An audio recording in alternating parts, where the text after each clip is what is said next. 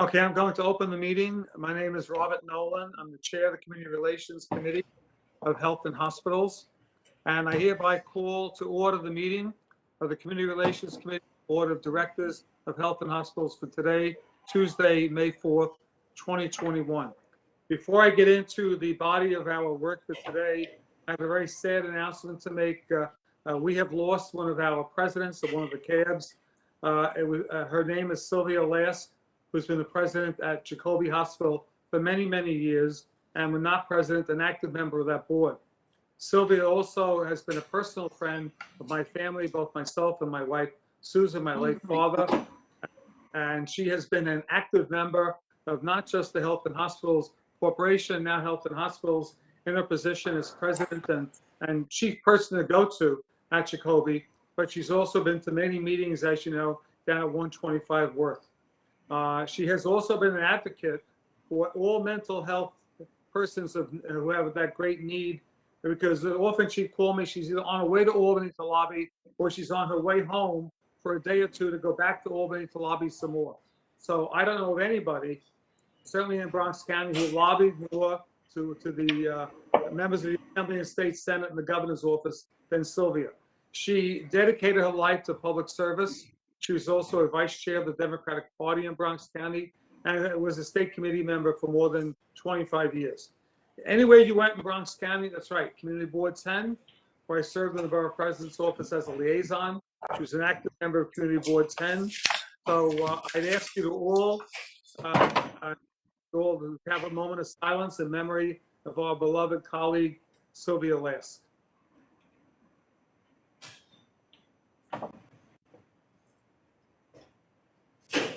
Thank you all. I really appreciate that. Since we have established a quorum, as Kalisha has told us, I will ask for a motion to adopt the minutes of the March 2nd, 2021 meeting. And I'll poll the members who are here. Jose Pagan? Yes. Dr. Katz? Yes. And of course, I vote yes, so the motion carries. Are there anybody else who'd like to express an opposing opinion? No, so the motion carries. I ask you to once again look at your calendars, because we're at that time of the year where the Board of Directors annual public meetings for the fiscal year 2021 are being held. It's very important for our CAB members to attend and provide testimony. It really is essential that in your boroughs that you're there, representing your particular hospital, because we as board members hear from you. Not just at a committee meeting like this, but at the meetings held once a year when it's essential we hear from you. Those meetings will start at 6 o'clock, as you know, and a determination will be made for future meetings as to whether they will be virtual or in presence at a various hospital. The next meeting is scheduled for Queens County Tuesday, May 25th, and that will be at Elmhurst Hospital. Actually, that will be virtual, correct, Kalisha? Yes. So, and then yes, Mr. Nolan. Yes, and then the meetings in the Bronx will be June 8th, and for Brooklyn, June 15th, and has not yet been determined whether they will be virtual or whether they will be in person. That will, of course, depend upon the virus, the situation with the virus, and whether we feel safe enough to be able to call a meeting with everybody present. I would like to move on.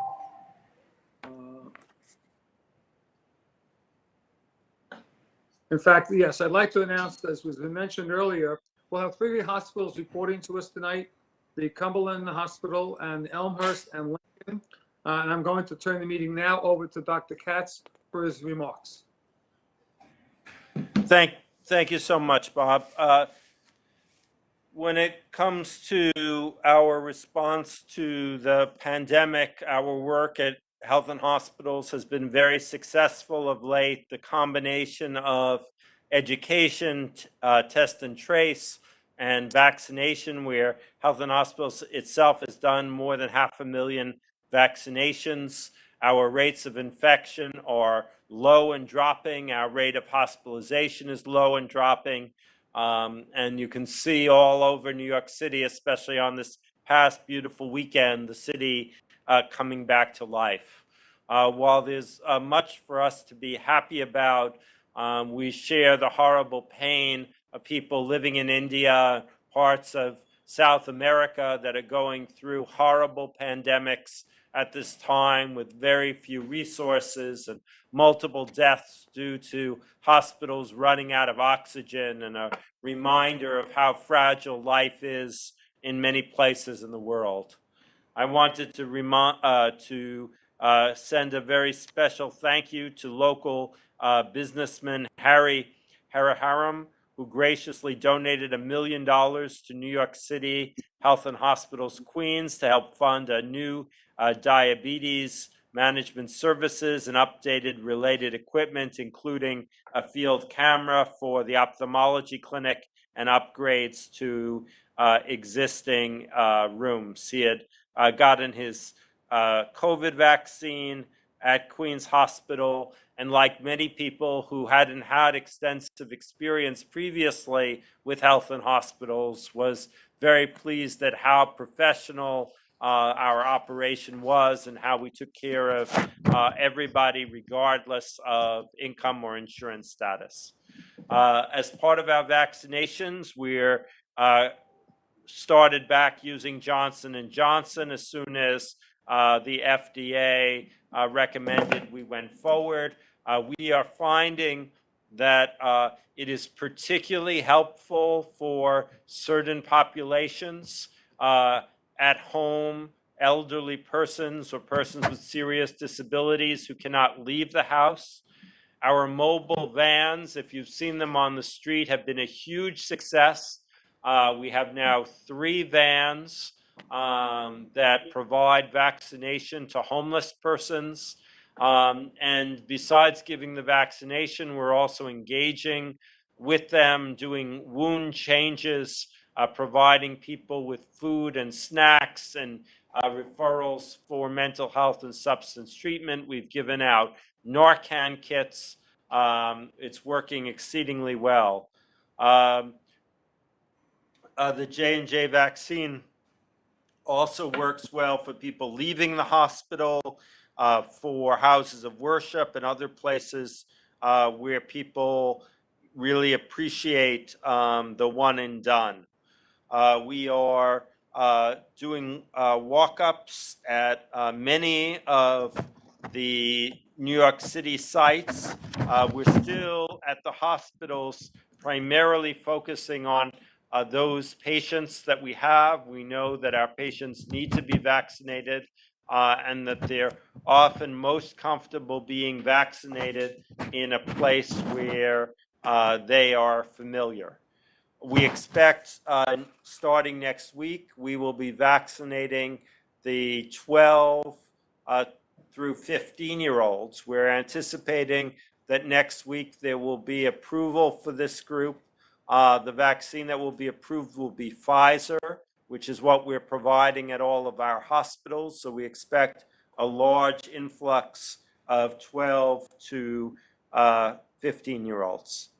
Through Test and Trace, we're offering at-home testing for all contacts, and we are doing aftercare, recognizing that many people who recover from COVID nonetheless have troubling symptoms that last long beyond the acute illness, especially in the area of respiratory disease, neurologic disease, heart disease, mental illness, stress-related illnesses, and we're, through our centers of excellence and our other sites, providing aftercare for them. Mr. Chair, that's my report, and I'm happy for any suggestions or any questions. Thank you so much, Dr. Katz. So are there any questions from the CAB members?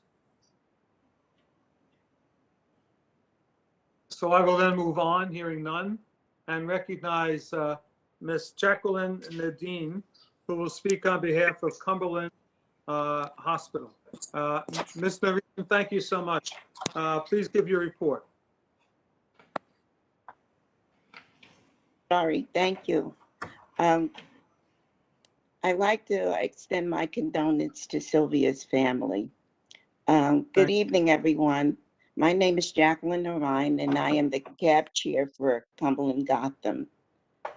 I would like to thank Dr. Katz, Michelle Lewis, the CEO, and the Community Relations Committee of New York City Health Plus Hospital for this opportunity so that I can provide you with some of the highlights of Cumberland's activities at Gotham.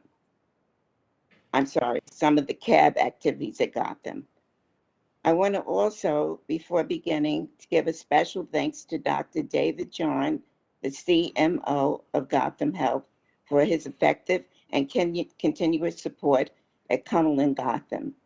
The Cumberland Gotham leadership also Associate Executive Director Michelle Clark, thank you to her as well. And also I would like to acknowledge the support of Mervyn DeCoster, our liaison, and of course the Community Affairs for their support. I'm going to start with the COVID-19. Cumberland has led COVID-19 community testings for Gotham's health patients since the beginning of the pandemic, averaging 260 a day and as high as 500 tests a day during the holiday seasons. We have seen successfully transitioning from testing tents to testing trailers to facilitate testing during the winter months. Mobile testing vans, pop-up testings at NYC, at New York City,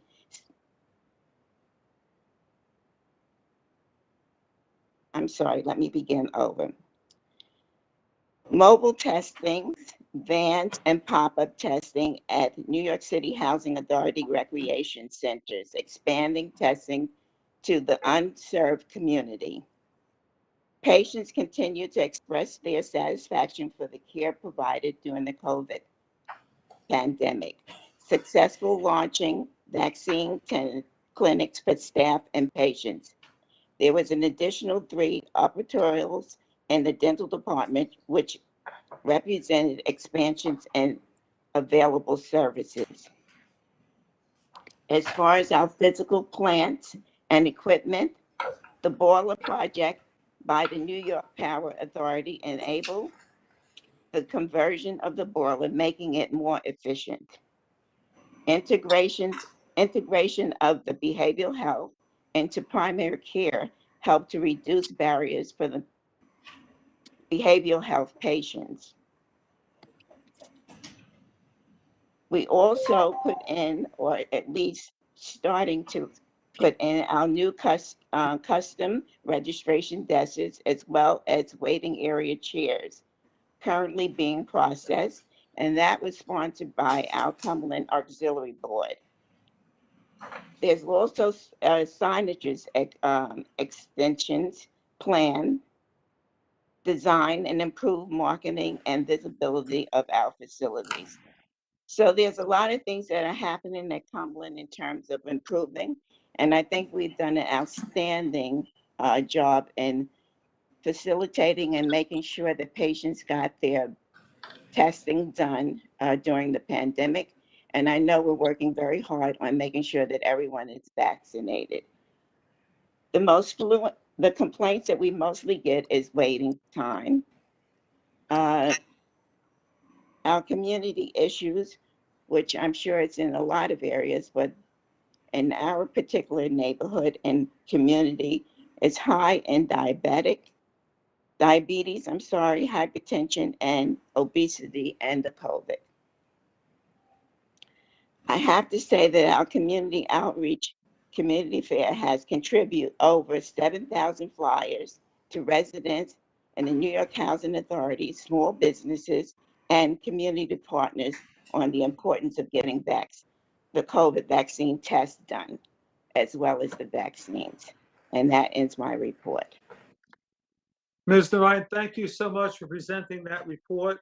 I'd like you to expand on the vans, the mobile vans. I see that you've gone as far as Long Island City. How far is Long Island City from where you are the chair at Cumberland? Well, Long Island City is actually I don't want to say for sure because I'm not certain, so I don't want to say how far it is. I know Maybe it's someone else will be able to answer that. far away. But I believe it's not that far. I think if you take the BQE, you'll get into Long Island City. So does the van primarily go in and around the neighborhood where Cumberland is located? From my understanding, the vans, they go more, I mean, in fact, I think they go to Long Island City and other areas. And yes, I know that they must be stationed in different areas of the community.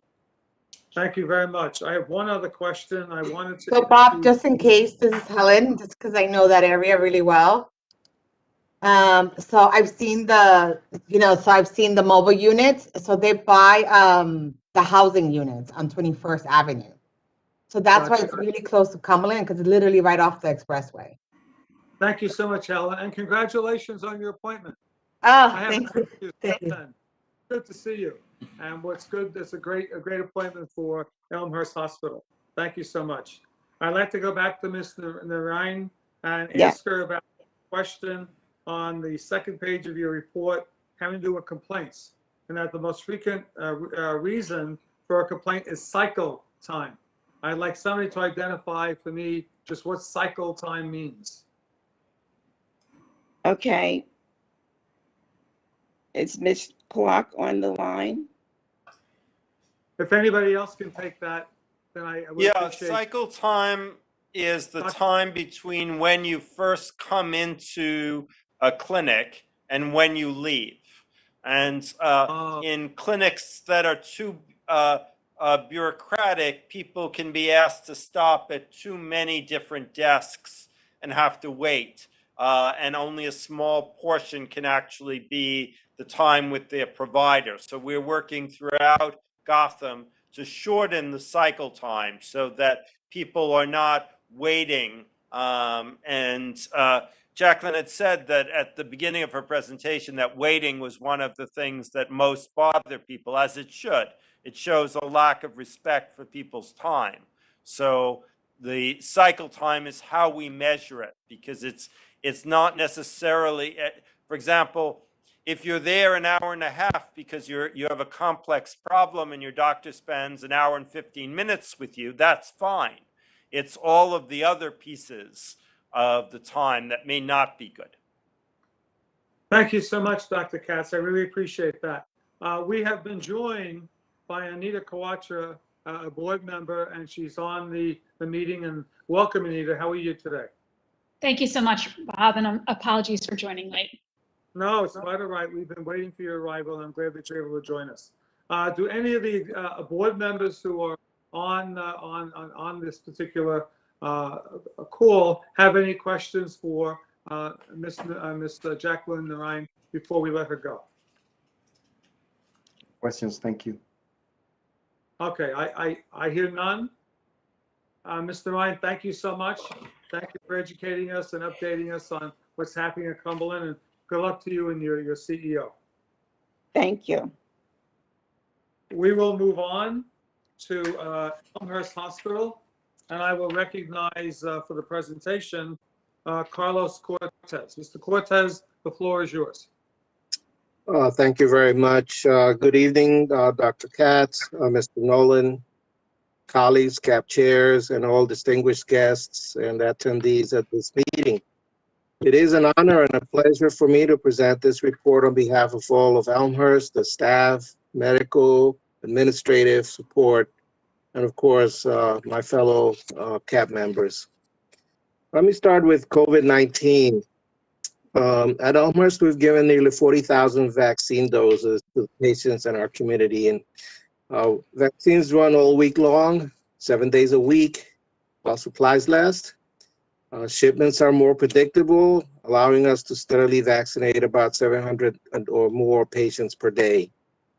COVID testing continues 7 days a week. We have provided over 100,000 tests since we started doing this back in March of 2020. And I just want to take a moment to say that, if it were not for the hospital staff, everyone that I mentioned, the administrative support, the medical staff, Elmhurst strong, we would not have survived extreme consequences of the pandemic during 2020. Along with our partners in the community, Voces Latina, NICE, and DCART, we're engaged with them to continue to vaccinate clients. And as a result, we've vaccinated hundreds of additional members of the community. In reference to infrastructure and equipment at Elmhurst, Elmhurst is an aging facility. Our former CEO, Israel, used to call it very caringly the old lady in need of assistance. And of course, hospital infrastructure, the building needs improvement and a lot of capital for investment to modernize it. We've been working with local legislators to secure funding for a number of projects. Our new CEO, Helen, has been very busy contacting our legislative officials to help us out with that.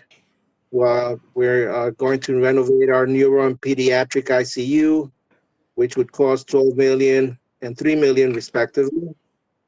We have also requested support for our $7.4 million renovation of our labor and delivery unit to create a new birthing center to serve mothers and babies in Queens. As you know, birthing services are very competitive in New York. And New York Times has actually reported on how some hospitals in Manhattan that cater to affluent patients have even concierge services at their hospitals. Of course, we're not looking for that at Elmhurst, but we are definitely looking to have rooms that are comfortable, pleasant, attractive, where a mother can give birth to their child and feel safe and healthy. And I'd like to take a moment at this time to actually wish all the ladies present at this meeting a happy Mother's Day coming up next Sunday, because all ladies, in my view, at some point or another, whether you have children or not, you do serve as mothers for brothers, nephews, nieces, for everyone. So thank you very much. Patient safety and satisfaction. So at Elmhurst, our patient experience team is working on a number of initiatives related to improving care at Elmhurst, including promoting a culture of safety, improving grievances, closure rates, not improving grievances, improving their closure rates, maintaining high HPS scores, and of course, always trying to increase access to care for the underserved communities. Frequent complaints, well, we have, as maybe was noted earlier, also heard complaints about related to the COVID vaccination, long registration process, delays. Of course, we have to follow guidelines and mandates from New York State. And this, creates difficulties at times, especially with new patients. We do have greeters and bilingual staff to assist all patients when they come to get vaccinated. Our visiting hours, we have received complaints about restricting visiting hours and numbers of visitors. But again, due to New York State guidelines, we are limited with what we can do in that area. We have been communicating with patients and the community that these restrictions have been implemented to protect both the welfare and patients and to facilitate our healthcare providers' ability to treat them. With reference to community issues, the communities surrounding Elmhurst continue to struggle with risk factors for chronic disease like alcohol and substance abuse, smoking, poor diet, lack of exercise, and of course, obesity. Our communities also lack sufficient parks, green space, and community centers to meet the needs of the growing populations in our area. Many in our communities also face significant socioeconomic challenges that lead to health disparities. There are vast cultural and linguistic barriers, as well as legal issues relating to immigration status that preclude easy access to healthcare services But I must say that at Elmhurst, we definitely reach out in over 140 languages. Everyone knows Queens and specifically Elmhurst and the community, the surrounding communities are considered one of the most diverse communities in the world. So I think we do a very good job in reaching out and using all the technology available to us to help those patients. Thank you very much. That concludes my report. Thank you, Carlos. I really appreciate that. I have a question I'd like to ask of Helen under the section of infrastructure and equipment and the many needs that you have. Helen, have you been able to identify one of these projects which is more critical than the other? And have you had any capital funding in one of these initiatives already that will help you on your way? So I can give you a perfect example, kind of going on the trend of labor and delivery. So labor and delivery, we were able to do the postpartum section and renovate that section. Now we want to do the actual, like, where we do the actual delivery and renovate that space. And we've gotten some funding, and the 7.5 million that we're asking, that's going to really renovate both of the section and also help us move our NICU. So everything will be kind of on the same floor. So that's going to really help us. And Okay. then some additional other infrastructures that, are like projects. And kind of our ask for this fiscal year for FY22 was all like, what projects can we finish up that kind of started pre-COVID and kind of like now almost post-COVID maybe, kind of what do we need to get over the hump and finish those projects so we can have completion. That's a smart strategy. As you know, I did capital in the Borough President's office for 13 years. And you're better off getting the funding to finish a project that you already have funding for than trying to get new funding. Then you've got multiple projects that are not fully funded. So I hope and wish you well that you're able to get the funding that you need in order to be able to build that final section, the delivery room for the mothers. And especially would be a great Mother's Day gift to all if we're able to gain that in the budget, which will be adopted in June. I'd like to ask my colleagues on the board if they have any questions for Elmhurst, either for Carlos or for Helen. And don't hold back in asking Helen any questions. There are no favorites in this meeting at all. So you have to tough. No questions, just congratulations to Helen for her appointment, and I hope that things are going well there, and it's glad to see all the activity that is going on at Elmhurst. So thank you, and thank you, Carlos, for your report. Thank you. No, Carlos, I'm sorry, is there a question there? No. On that. Okay, I would just like to ask Carlos or Helen whether they expected there would be any changes in visiting hours as we see that the pandemic is not as nasty and vicious as it was a couple of weeks ago, recognizing at the same time that we're not out of it yet. But I wondered whether you were looking at that as something that there might be some changes. I recognize that may have to come from the state. Dr. Katz, I can bring you into this too. Or is that something that would be a health and hospital's decision regarding visiting hours? Defer to Helen. I think her medical staff has given her some updates on that. So one of the things that we're trying to do, and of course, we really want our patients to be with their loved ones, especially, in these time of moments when they're ill or, they have good news, they're having their baby. So we are allowing, one of the things that we just updated our policy is that before we only had allowed one person, now we're allowing 2 persons. And so we did update our policy on that. And we're trying to increase our visiting hours slowly but surely because we want to make sure that everybody is safe when they come in, and making sure that our patients are feeling well, and making sure that, everybody is able to see their loved ones at the appropriate time and there's a good flow. So we are opening our visiting hours slowly but surely.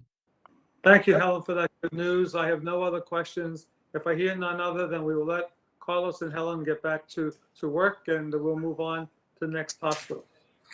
Thank you very much, Carlos. Thank you, Helen. It's great seeing you. Hope all is well with your entire family. Yes, thank you. Good night. Happy birthday, Helen. Oh, thank you. Have a great night, guys. Well, I'm now going to call upon Lincoln Hospital, and it's my understanding that Annette Gonzalez will be making the presentation for Lincoln. And I remind Annette that everybody has received the entire report that you see on the screen.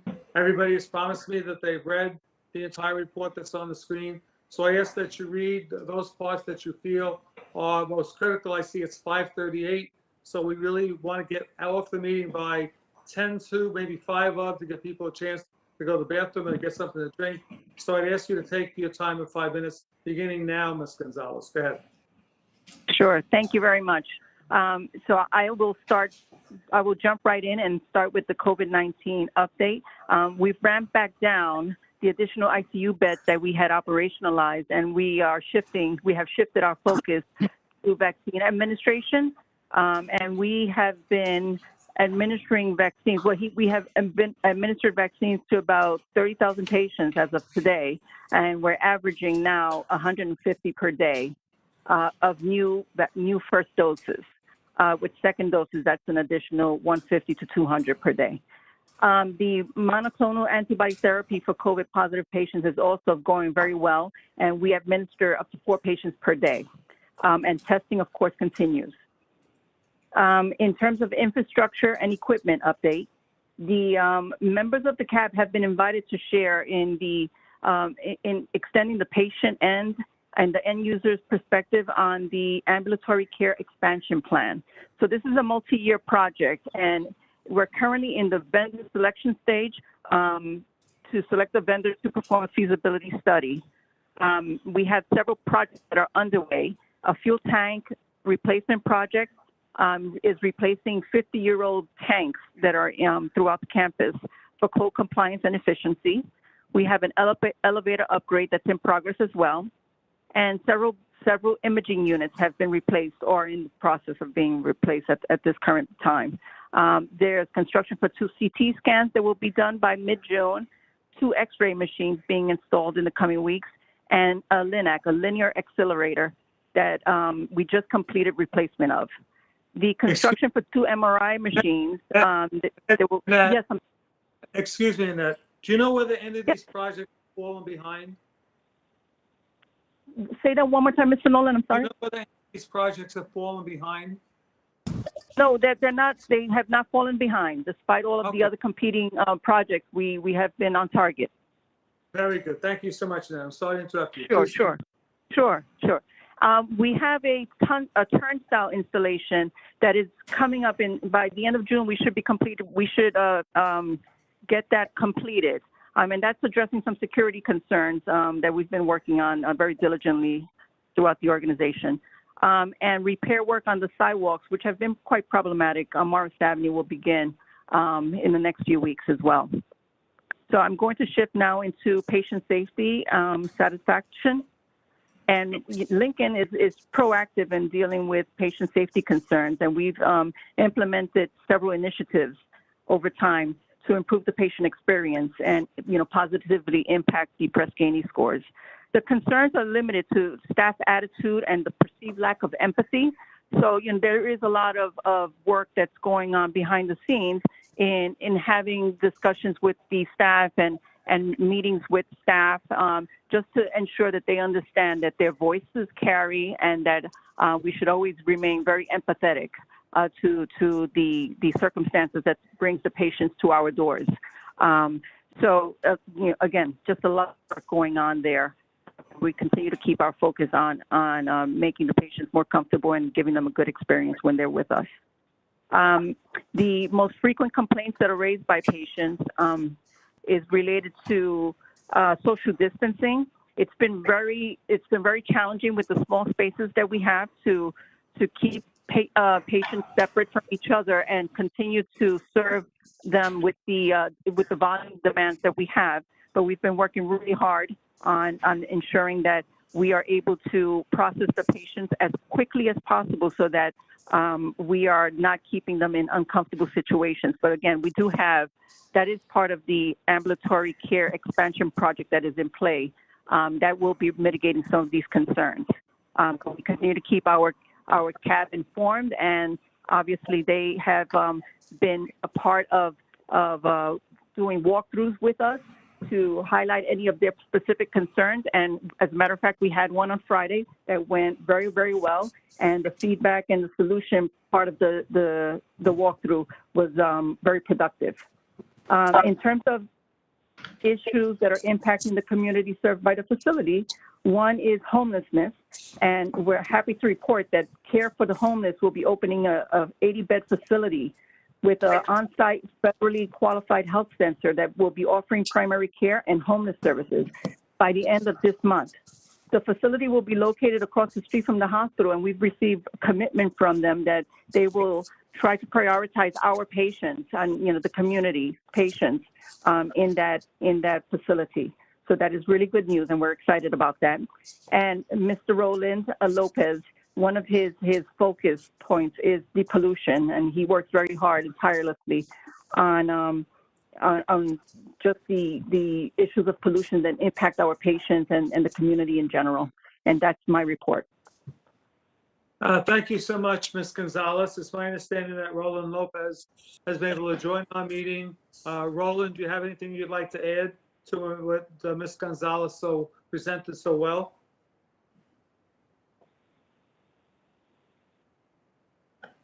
Okay. but I do see that Chris Roca, the new administrator, the CEO at Lincoln, has joined the meeting and has been there. I want to congratulate you, Mr. Roca, in completing 1 month at Lincoln Hospital. That was last Saturday, right? So you are 1 month, so now you know every single thing that there is to know. I'm no longer a baby. I'm no longer a baby. Yes. I want to ask you about one sentence that appears in here, which I'm sure was written very, very carefully, and that is in the middle of the report where it says concerns are limited to staff attitude and perceived lack of empathy. Yeah. Can you amplify that in some way? Because you're only there a month, but can you tell us a bit about that's been written? Sure. So I think there's a couple of things that we need to work on. One is communication, and communication is two things. One, a lot of listening, a lot of body language that needs to be positive. People, when they are addressing patients, they need eye contact and to listen. So that's one thing.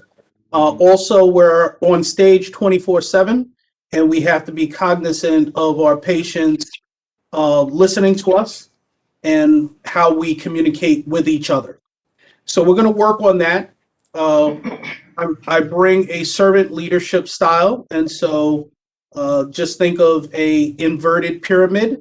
The patient is on top, then our frontline staff, then our middle management, and then below that is my direct reports, and then me. So least important is me, and the most important is the patient and our employees, and we have to change that dynamic, which we are starting to do as we speak, and really putting the patient in the center of everything.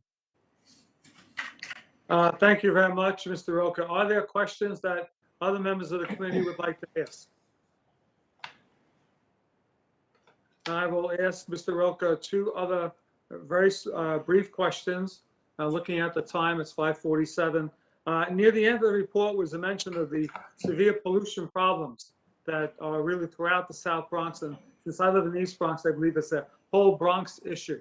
And I know that there was a recent press conference held by Congressman Richie Torres, and his recommendation with many other community leaders is to cap the Cross Bronx Expressway.